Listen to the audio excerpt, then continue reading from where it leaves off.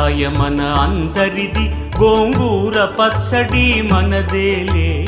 ఆవకాయ మన అందరిది, గోంగూర పచ్చడి మనదేలే.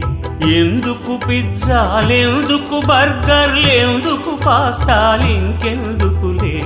ఎందుకు పిజ్జాలెందుకు బర్గర్లెందుకు పాస్తాలింకెందుకులే. ఆవకాయ మన అందరిది, గోంగూర పచ్చడి మనదేలే.